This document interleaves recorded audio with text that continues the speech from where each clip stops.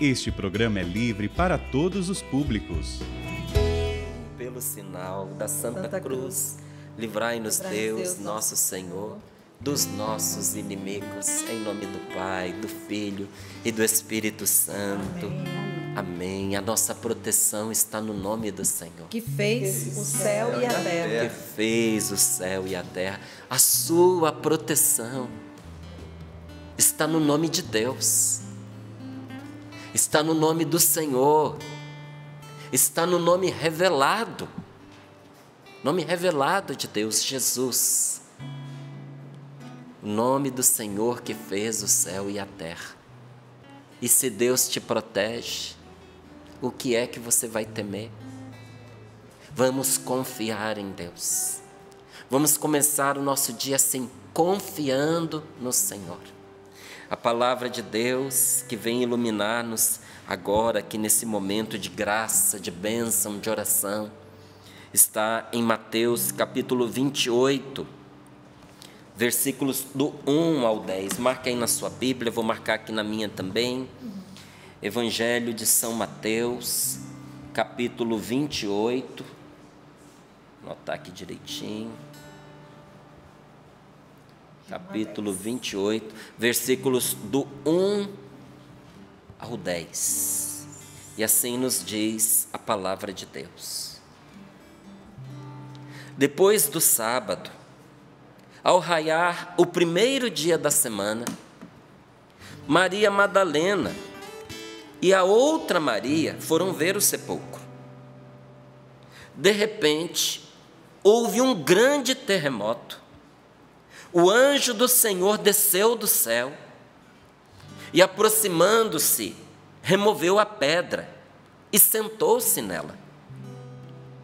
Sua aparência era como um relâmpago e suas vestes brancas como a neve. Os guardas ficaram com tanto medo do anjo que tremeram e ficaram como mortos. Então o anjo falou às mulheres: vós não precisais ter medo. Sei que procurais Jesus, que foi crucificado. Ele não está aqui, ressuscitou como havia dito. Vinde ver o lugar em que ele estava. Ide depressa contar aos discípulos: ele ressuscitou dos mortos e vai à vossa frente para a Galileia, lá o vereis. É o que tenho a vos dizer. E saindo às pressas do túmulo, com sentimentos de temor e de grande alegria, correram para dar a notícia aos discípulos. Nisso, o próprio Jesus veio-lhes ao encontro e disse: alegrai-vos, alegrai-vos. Elas se aproximaram e abraçaram seus pés em adoração. Jesus lhes disse: não tenhais medo.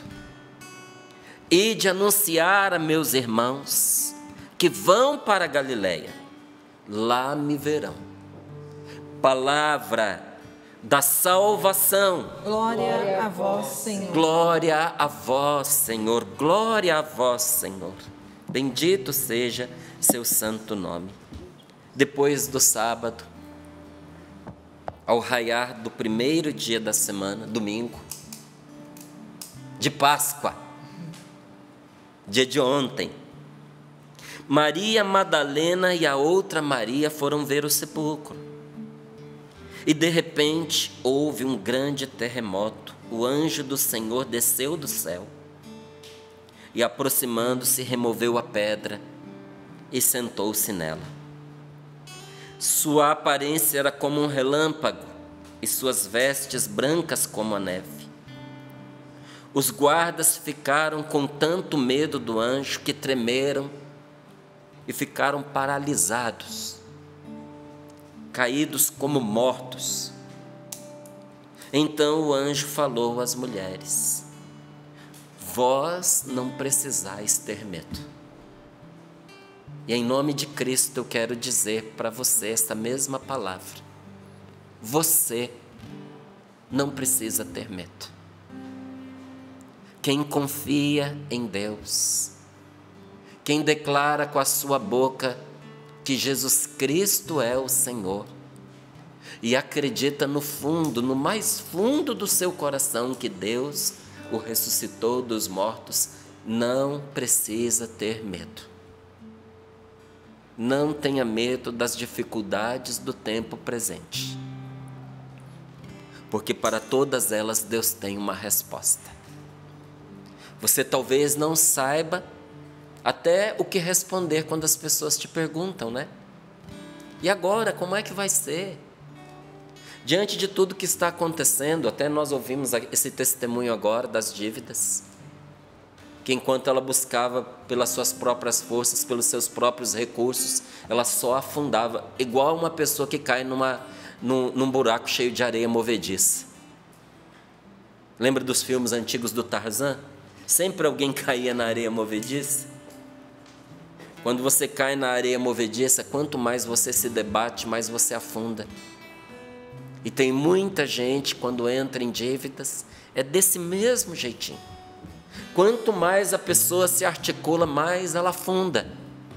E teve pessoas que faliram desta forma, e teve pessoas que entraram em desespero desta mesma maneira, e acabaram entrando em caminhos tenebrosos por causa disso.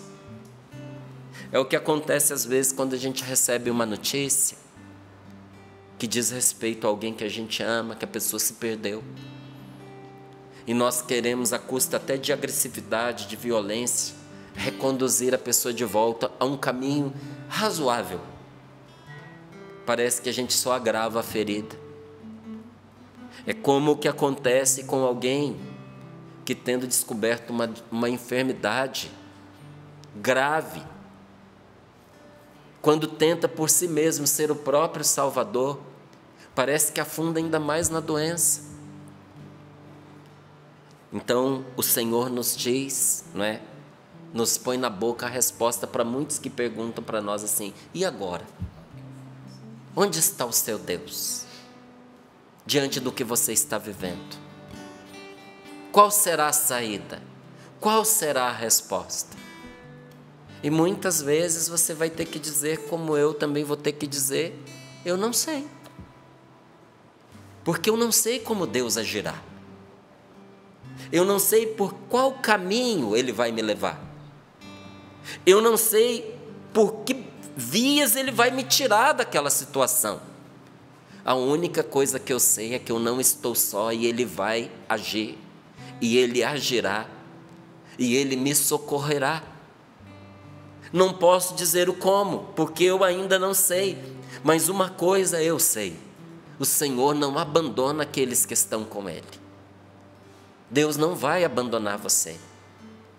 Então eu repito, em nome de nosso Senhor Jesus Cristo, o que esse anjo disse a essas mulheres, diante da mesma situação que pôs os guardas caídos como mortos.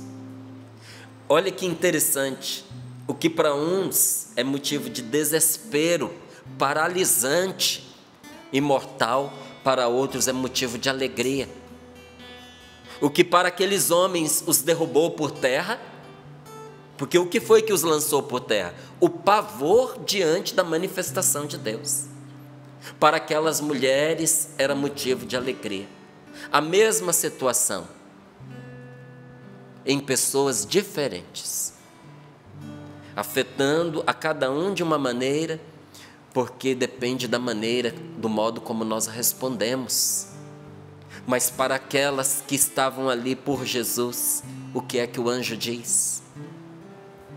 Diz a elas o que ele diz a você que está agora em oração, porque quis se colocar diante de Deus: vós não precisais ter medo. Você não precisa se apavorar, porque Deus sabe como te conduzir. E o Senhor nos conduz por todas as situações que nós passamos, se nós não largarmos a mão dEle. Porque se você entrou nesse buraco, nesse túnel escuro, talvez até por um erro que você cometeu, por uma decisão equivocada. A única coisa que você precisa fazer para sair deste buraco é não largar da mão de nosso Senhor Jesus Cristo, porque Ele vai te conduzir para fora. Não é momento para você ter medo, é momento para você se unir a Deus e confiar. Vai confiar com frio na barriga. Porque às vezes a gente pensa que a confiança em Deus é como se a gente tivesse deitado numa cama, cochilando, dormindo, né? Não. Confiar em Deus muitas vezes nos dá vertigem. Confiar em Deus, sobretudo naquelas situações arriscadas, perigosas, conflituosas, situações ameaçadoras. Confiar em Deus em face de situações ameaçadoras dá vertigem, amigo. Dá um nó no estômago. Dá um frio na espinha. Mas ainda assim, com todos esses sentimentos gritando para nós, freia, não vá por aí, já está complicado demais. Nós prosseguimos confiando no Senhor, seguindo o que Ele nos manda, obedecendo a sua palavra, porque Ele não desampara aqueles que o obedecem. Então, vós não precisais ter medo. E aí o anjo diz: sei que procurais Jesus, que foi crucificado. Ele não está aqui. Ressuscitou, como havia dito. Vinde ver o lugar onde Ele estava. Esse ano, eu já tinha falado aqui algumas vezes no Sorrindo para a Vida, dia 16 de outubro desse ano, nós vamos em peregrinação para Israel. E aqueles que forem conosco nesta viagem vão visitar exatamente este lugar. Até convido você, que talvez nunca tenha pensado em ir à Terra Santa, ou que achou que era difícil demais, impossível para você, e visitar o lugar, não é onde Jesus foi sepultado. Isso é muito pouco. É visitar o lugar onde Ele ressuscitou. Porque Ele ressuscitou. Aí nós chegamos lá neste lugar chamado Santo Sepulcro. E na entrada do Santo Sepulcro tem uma placa em grego, onde está escrito, sabe o quê? Esta palavra, em forma de uma pergunta: por que buscais entre os mortos aquele que está vivo? Já não está aqui, ressuscitou. Esse Deus onipresente que está em todos os lugares, nós temos certeza que tem um lugar que Ele não está na sua presença física, é dentro daquele sepulcro. O sepulcro está vazio, porque Jesus ressuscitou. Então o anjo diz: sei que procurais Jesus, que foi crucificado. Ele não está aqui, ressuscitou, como havia dito. Vinde ver o lugar em que Ele estava. Ide depressa contar aos discípulos: Ele ressuscitou dos mortos e vai à vossa frente para a Galileia, lá o vereis. Gente, é um dos lugares mais preciosos e mais emocionantes para a gente visitar na Terra Santa, é o Santo Sepulcro. É um buraquinho, e ali está a pedra onde foi deitado o corpo de nosso Senhor Jesus Cristo. Está lá, Márcio? Está, é aquele lugar. E a gente consegue entrar lá? Consegue. É rapidinho, porque são muitas pessoas para visitar, e só cabe umas 4, 5 pessoas por vez, porque é um buraco numa gruta. Então entra uns, dá lugar para outros que vêm, mas é o suficiente você chegar naquele lugar e poder dizer: aqui se deitou o corpo do meu Senhor. E este lugar, estas pedras, esta rocha foi testemunha de um milagre, porque o meu Deus está vivo, Ele ressuscitou. E aí o anjo diz para aquelas mulheres: Ele ressuscitou dos mortos e vai à vossa frente para Galiléia. Lá o vereis. É o que eu vos tenho a dizer. E saindo às pressas do túmulo com sentimento de temor e de grande alegria, correram para dar a notícia aos discípulos. Nisso o próprio Jesus veio-lhes ao encontro e disse: alegrai-vos. E elas se aproximaram, abraçaram seus pés em adoração, porque Jesus é Deus. Adoraram o Senhor, e o Senhor lhes disse: não tenhais medo, ide anunciar aos meus irmãos. Isso aqui é evangelização, gente. Se você não sabe o que é evangelizar, é você contar para as pessoas que Cristo está vivo. Ide anunciar aos meus irmãos que vão para a Galiléia, lá me verão. Por que para a Galiléia? Foi o local de missão de nosso Senhor Jesus Cristo, onde a evangelização por meio de Jesus aconteceu e aconteceu largamente. É na evangelização que você vê Jesus vivo agir. É verdade ou não é? Gente, não tem preço que paga a evangelização. Evangelização não tem preço. Quem viveu a experiência de levar o evangelho o faz gratuitamente. Porque a palavra de Deus nos diz: dai de graça o que de graça recebestes. Mas nós sabemos que quando nós vamos em missão, o Senhor vai à nossa frente e nós tocamos verdadeiros milagres. A evangelização nos faz ver Jesus agir, nos faz ver o Senhor. Na quinta-feira nós tivemos aqui no Sorrindo para a Vida um momento bom de oração. Quantos testemunhos, quantos testemunhos. E naquele mesmo dia eu precisei ir a Cruzeiro, aqui pertinho de nós. Entrei numa casa para comprar botões para roupa. E ali uma senhora que estava à frente para poder comprar ali os botões começou a tremer e começou a chorar. E assim que ela terminou de fazer as compras dela, ela veio ao meu encontro, me abraçou e disse: o Sorrindo para a Vida de hoje salvou o meu dia. O dia só tinha começado, mas só Deus sabe o que aquela mulher estava vivendo. E ali ela prorrompeu em lágrimas. Porque foi emocionante o Sorrindo para a Vida de quinta-feira? Não. Porque Jesus Cristo a visitou. Porque onde há evangelização, as pessoas evangelizadas são visitadas por Cristo. E aquele que evangeliza vê Jesus agir. Por isso, o anjo diz: vão anunciar. E o próprio Jesus diz: vão anunciar que aquele que estava morto já não está mais e vive para todo sempre. Procurais a Jesus de Nazaré, ressuscitou.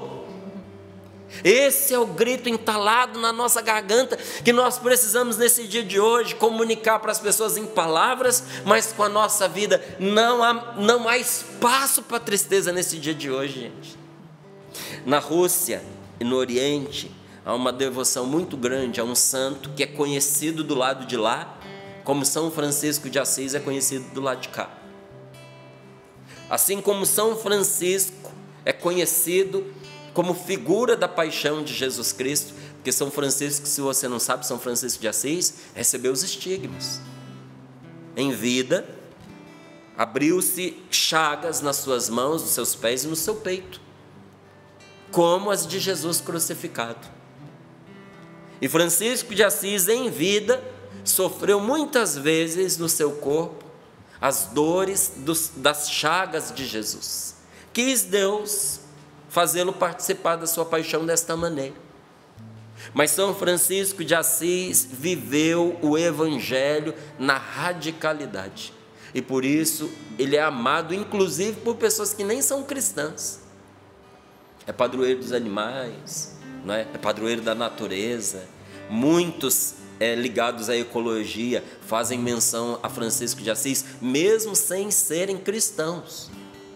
Só que do outro lado, no Oriente, há também um outro santo que faz vistas à ressurreição e a manifestação gloriosa do Senhor, a epifania do Senhor.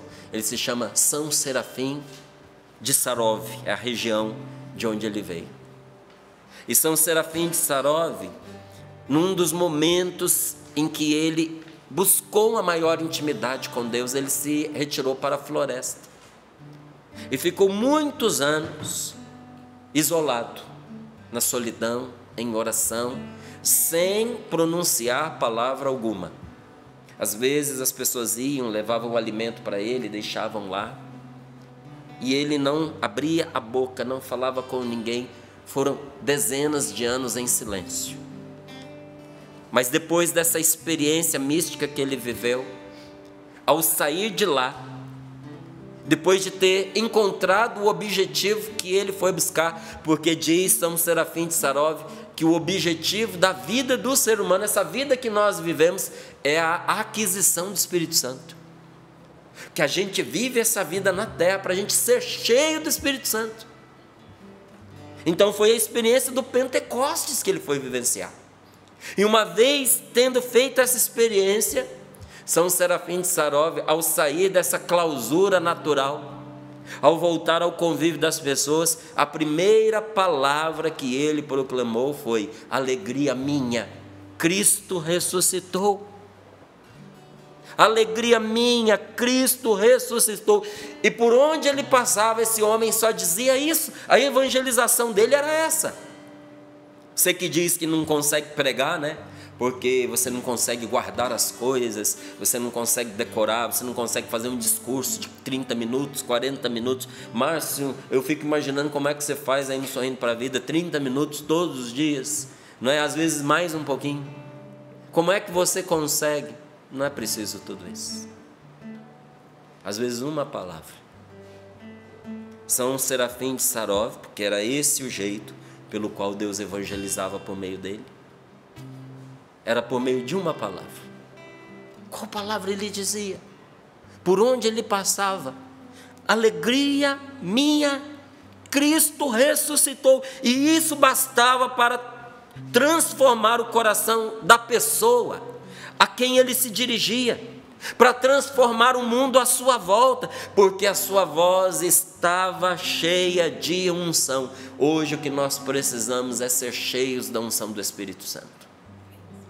E se for preciso a gente se retirar como São Serafim de Sarov, o tempo que for necessário para a gente ser cheio do Espírito Santo, que assim o seja. Então eu peço a Deus nesse momento de oração, nesse Sorrindo para a Vida, eu peço a Deus que me unja, para que também eu possa dizer a você, para também eu lhe dizer esta palavra: alegria minha, Cristo ressuscitou.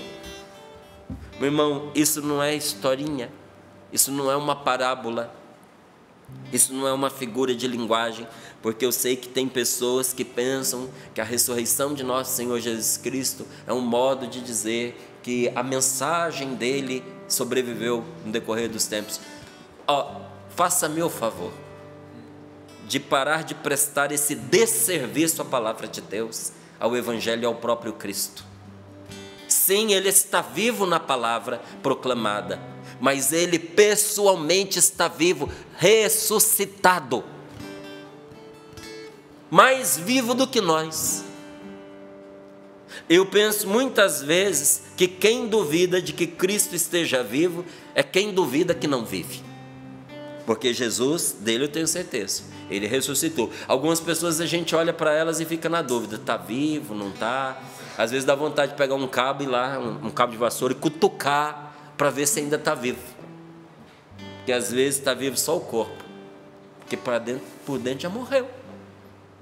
Então tem gente que nós olhamos e duvidamos: está viva essa pessoa? Mas a Jesus não. Esse eu tenho certeza que ele está vivo. Por isso nessa manhã nós saudamos não só a nosso Senhor Jesus Cristo, mas nós saudamos a Virgem Maria. Nós te saudamos, Maria Santíssima, que mais que qualquer outra pessoa esperou a ressurreição e com ela se alegrou. Nossa Senhora foi uma das primeiras pessoas para quem Jesus apareceu. E eu tenho a minha séria desconfiança na minha opinião, foi a primeira. Porque a palavra de Deus nos fala de várias Marias, e uma delas é a mãe do Senhor. Não são essas duas que está dito aqui, até para você que ficou na dúvida, será que uma dessas Marias que está falando desse evangelho é Nossa Senhora? Não, dessas duas aqui, nenhuma delas é Nossa Senhora não, mas conta o evangelho que o Senhor apareceu aos apóstolos e apareceu a Maria, a sua mãe. Nossa Senhora, que guardou no coração toda a palavra de Deus, meditando, sem nada deixar para trás. Eu não tenho dúvida que mais que qualquer outra pessoa, ela esperou a ressurreição, porque Jesus falava para ela. Assim como Jesus conversou com Marta, Maria e Lázaro, falando da ressurreição, quando Lázaro morre, Jesus vira para a irmã de Lázaro e diz: eu não falei para você que se você crer você verá a glória de Deus? Seu irmão vai ressuscitar. E ela diz: Senhor, eu sei que ressuscitará no último dia. Jesus diz: eu sou a ressurreição, eu sou a vida, eu falei para você. Falou quando? Se naquela passagem ele não falou. Falou quando? Se não está dito ali no evangelho, quando foi que ele falou para Marta, Maria e Lázaro a respeito dessa conversa? O que a gente sabe da casa de Marta e Maria? Que uma ficou aos pés de Jesus enquanto a outra arrumava a casa, e uma ficou chateada com a outra porque ficou fazendo serviço sozinha. Isso a gente sabe. Mas quando foi que Jesus falou com eles, com Marta, com Maria e Lázaro, sobre a ressurreição? Muitas vezes. Como ele falou com os apóstolos muitas vezes. Como ele conversou, Jesus conversou com Nossa Senhora muitas vezes, falando sobre a ressurreição. Então hoje, Nossa Senhora, diante dos nossos olhos, aparece verdadeiramente como aquela que esperou a ressurreição e com ela se alegrou mais que os outros. Por isso que a liturgia a saúda dizendo: Rainha do céu, alegrai-vos, aleluia! Pois aquele que vos foi dado trazer ao mundo em vosso seio, aleluia, ressuscitou, como disse, aleluia. Jesus Cristo está vivo. E por isso, para nós, a festa que nós celebramos ontem, vamos continuar celebrando pelos 8 dias que se seguem, por isso as oitavas da Páscoa, é a festa mais importante da igreja. É a festa mais importante dos cristãos. Porque com o nascimento de Jesus, o próprio Deus se encarnou e veio viver a nossa vida. Mas é com a ressurreição de Jesus que se completa a obra da nossa salvação. Nem é só com a sua morte. Porque a morte de nosso Senhor Jesus Cristo prova apenas uma coisa: que Jesus acreditava na mensagem que ele veio trazer. Quando você acredita numa coisa, você morre por ela. Quando você acredita em alguém, você dá o sangue por aquela pessoa. Quando você confia numa pessoa, você é capaz de repartir um órgão seu com ela. Você dá um rim por ela. Ela vale a pena, você acredita naquela pessoa. Então, o que você faz em favor daquela pessoa mostra a convicção que você tem em favor dela. Ou quando você morre por uma ideia, só mostra que você acredita naquilo que você dizia. Mas o que é que de fato nos garante que aquilo no qual Jesus acreditava é de Deus e nos assegura uma vida eterna? É a sua ressurreição. É com a ressurreição de Jesus que o Pai assina embaixo a obra do Filho e diz: está feito, está consumado, e você obteve o que você foi buscar. Aqueles que você foi salvar ressuscitarão por tua causa. Então a ressurreição é no mundo espiritual aquilo que significa para nós a explosão que deu origem ao universo. Sabe o Big Bang? Sabe aquela explosão que fez surgir toda a obra que nós, o universo?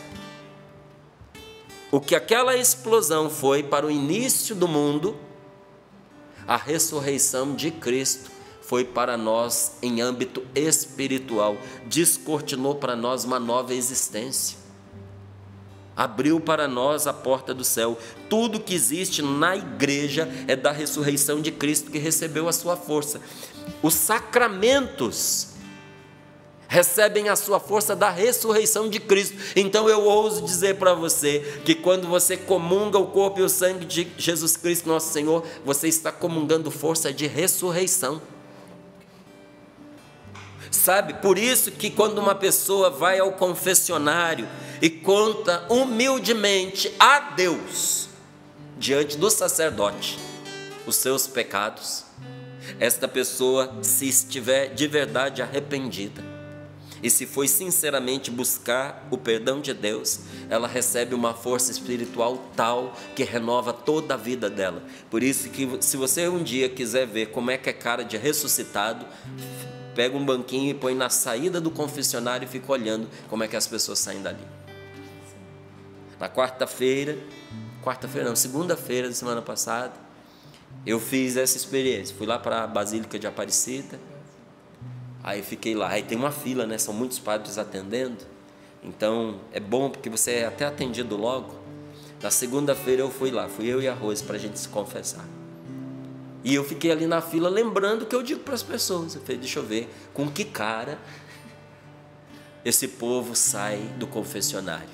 Tinha gente que saía, meu querido, de cara lavada. A cara estava lavada porque a alma foi lavada também. As lágrimas banhando o rosto. Tinha gente que saía que parecia que estava pisando nas nuvens. Tinha gente que saía que parecia que você tinha tirado o mundo das costas da pessoa. O alívio, sabe, cara de uma pessoa aliviada é o que você vê na saída de um confessionário. Por quê? Não é um simples desabafo, não. Porque um desabafo você faz com um colega, você faz com um amigo.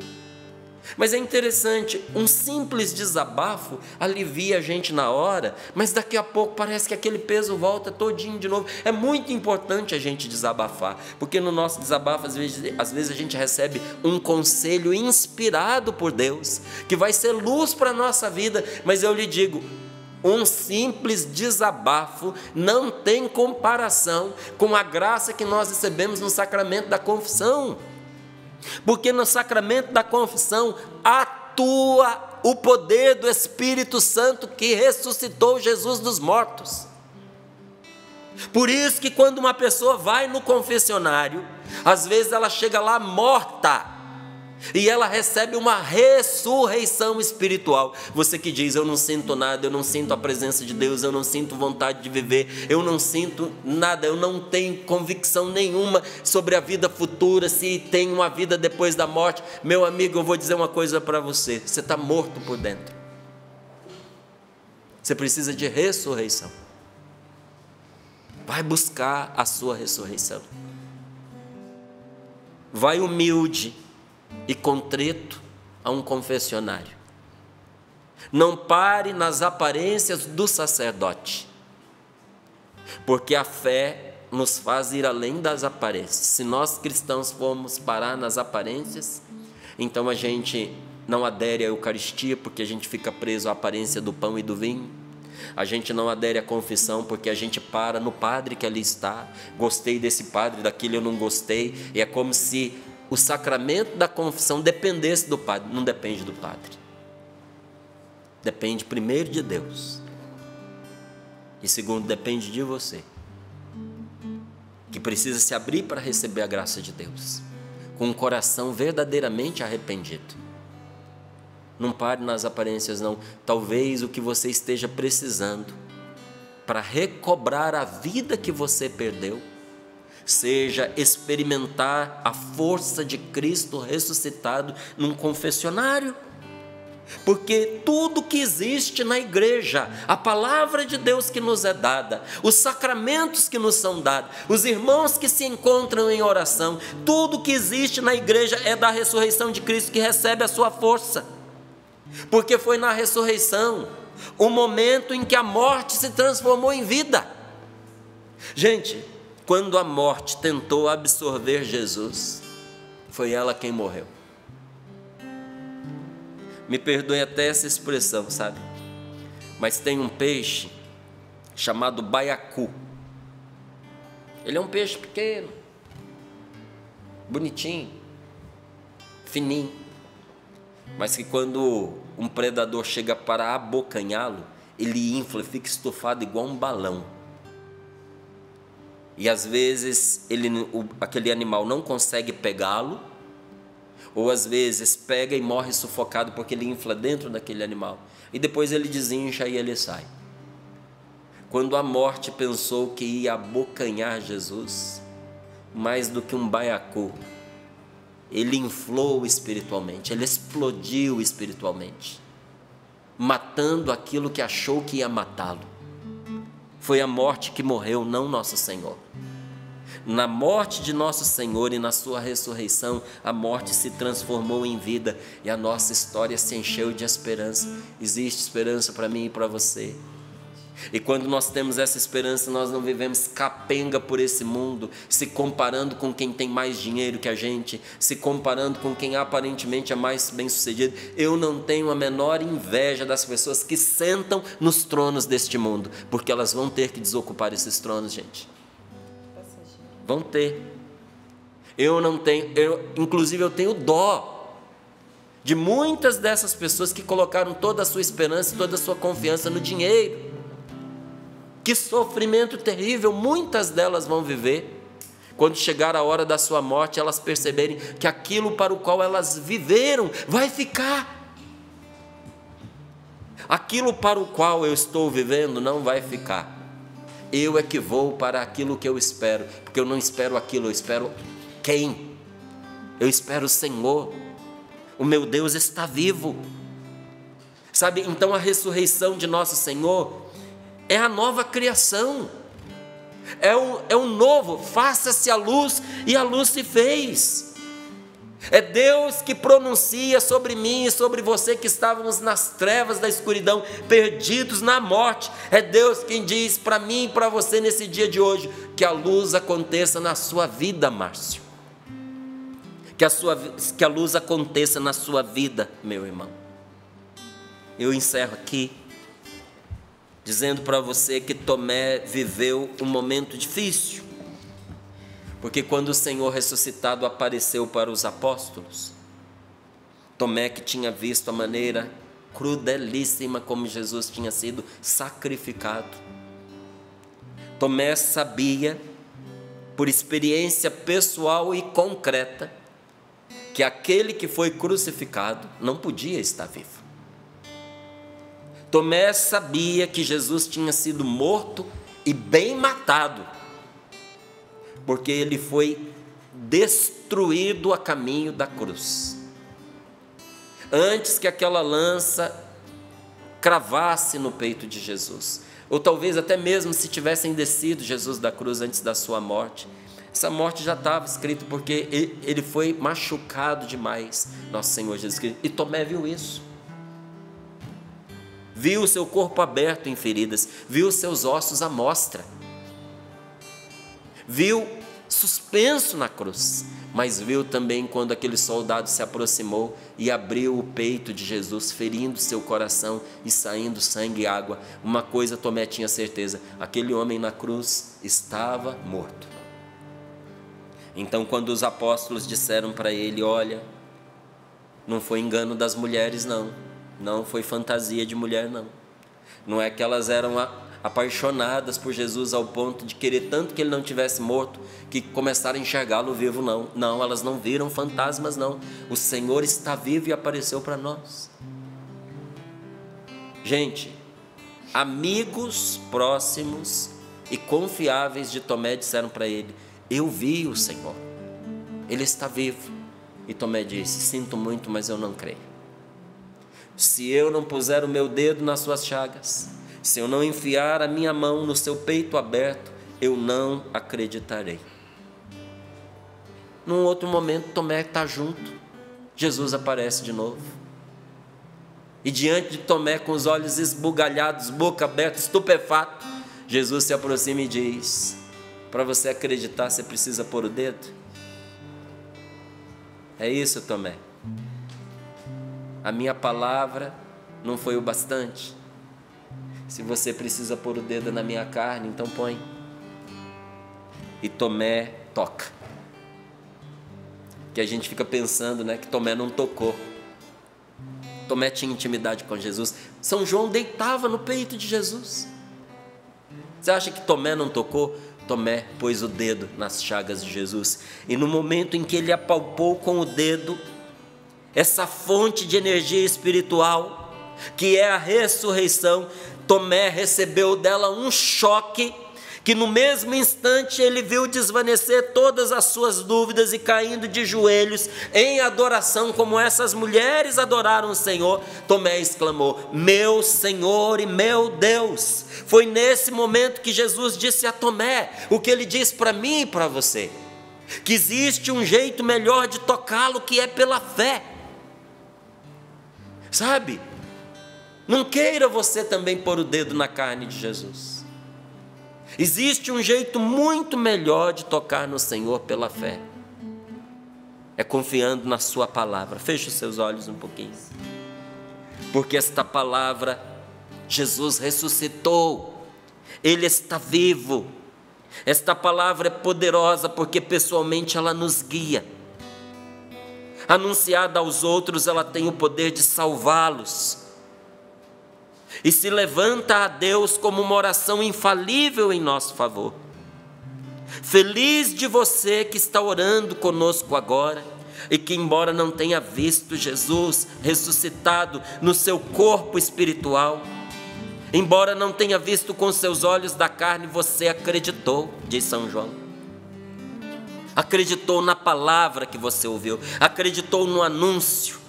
O dedo que também nós podemos tocar o ressuscitado é o dedo da nossa fé.